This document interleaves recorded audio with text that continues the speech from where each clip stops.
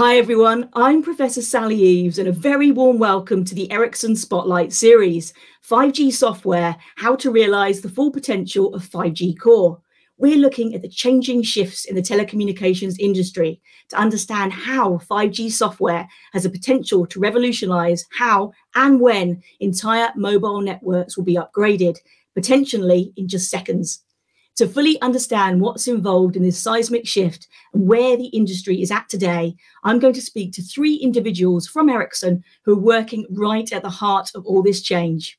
Joining me today is Farjola Peco, who is the Head of Strategy Business Area Digital Services at Ericsson. And together, we're going to look at the trends we see in the industry today. A very warm welcome to you, Farjola. Thank you very much, Sally. It's really great to be here. Oh, my pleasure too. Thank you. So I thought what I'd do just to start us off is just give a little context from my perspective and what I'm seeing. I think for me, for all of us, really, I think 2020 has been such a pivotal year forward for digitalization. And I think telecoms has very much been the cornerstone for accelerating digital transformation worldwide, for example, around hybrid multi-cloud computing. And I see a real number of changes, really. So one around ways of working, for example, greater ecosystem collaboration, to internal approaches as well, for example, the rise of agile methodologies. I'd also say around priorities, security has been absolutely foregrounded, with cyber attacks occurring every 39 seconds and really at the heart of the pandemic. And so zero trust for me, a real key imperative, alongside, of course, continuing focus on quality of experience.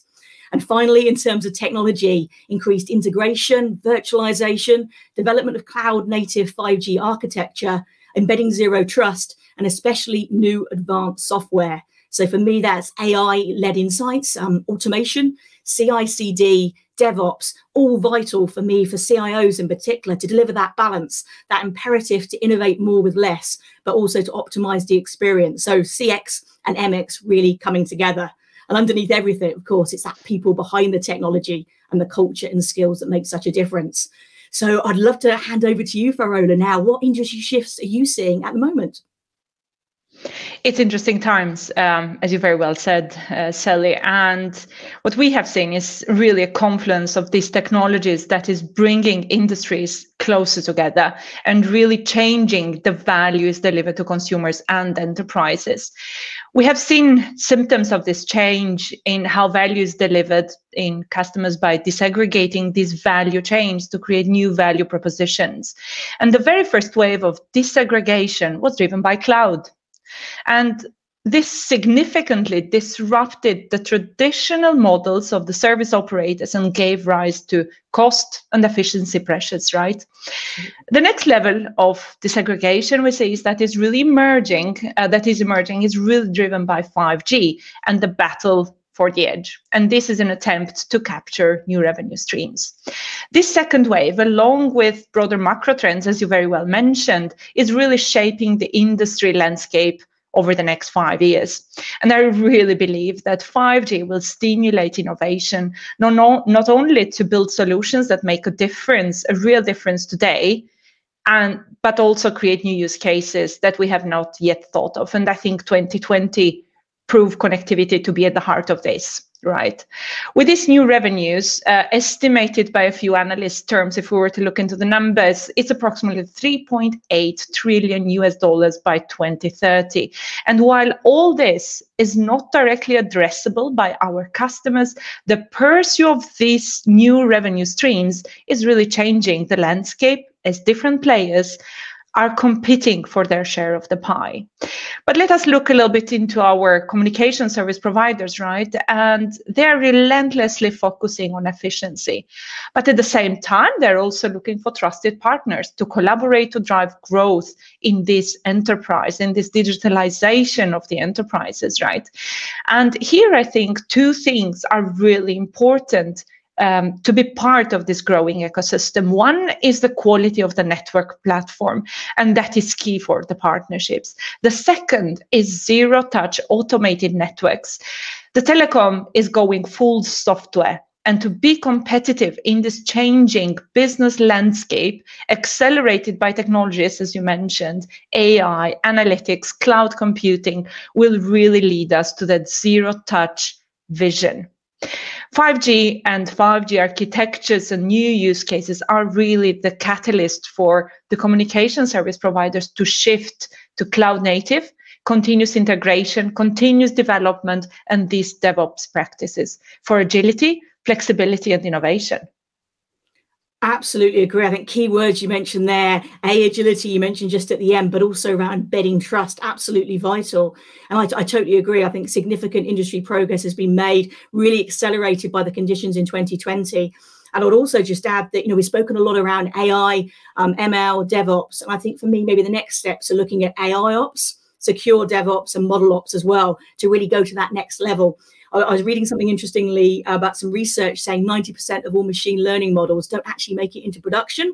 So we've got some waste there. So when we're looking at the efficiencies that you mentioned, I think that's going to be a really interesting area going forward in that next level of software development. So really exciting times. And related to people as well, the other thing I would mention is maybe a shifting around roles.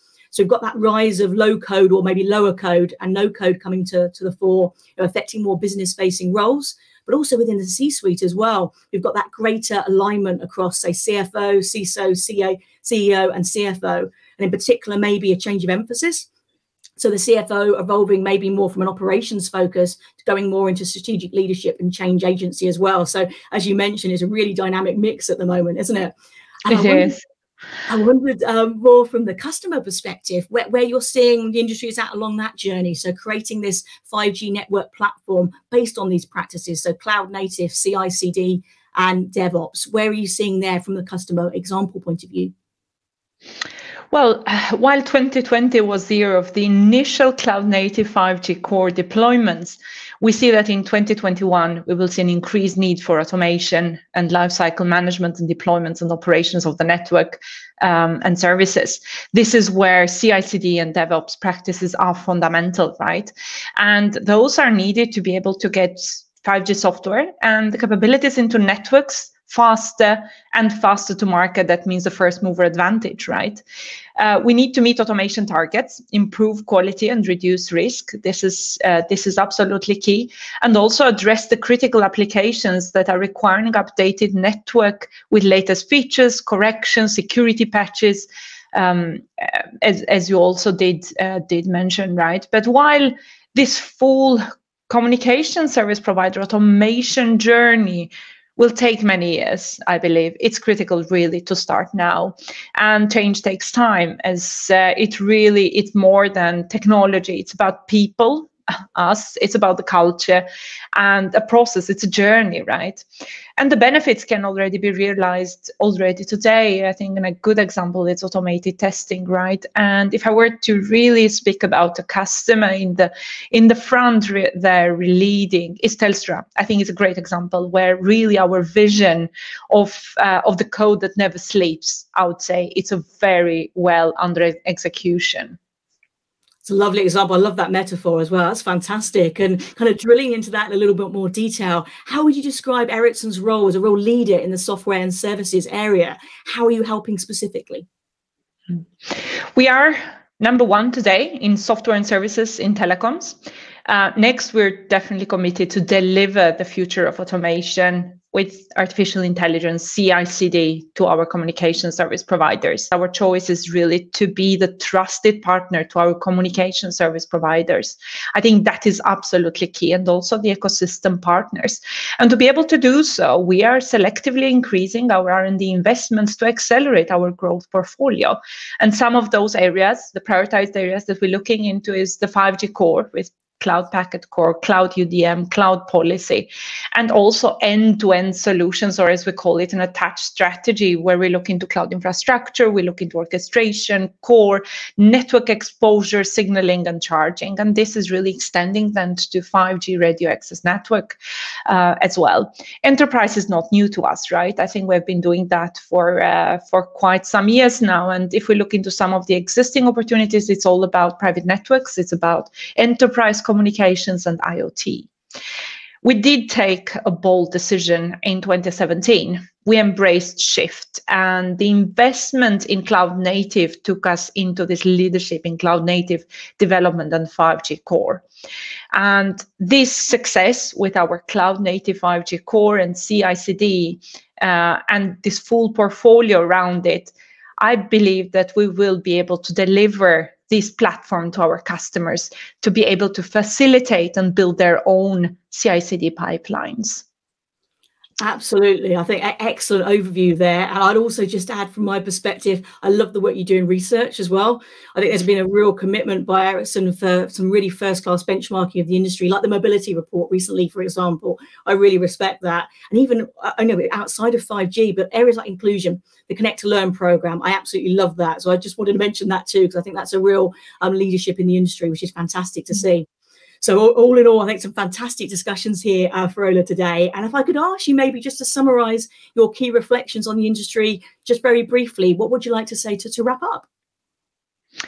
I'd say 5G and 5G architecture and the use cases that it actually brings are really changing the industry. And also our communication service providers are and will be in a seismic transition during this next few years in how they design, how they build and operate their networks. And we're committed to work with our customers as a trusted partner and really to continue to pioneer this telco CI/CD as early.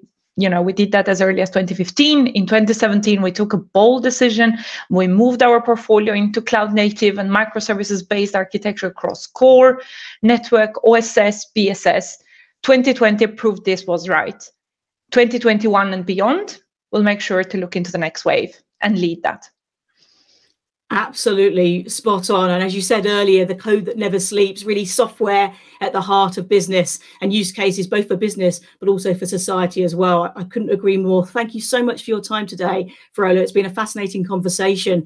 And for everybody watching, please make sure to check out the link below to learn more details. And I'm very much looking forward to you joining us again soon for part 2 of our new series. Thanks, everyone. Thank you, Sally. Thank you.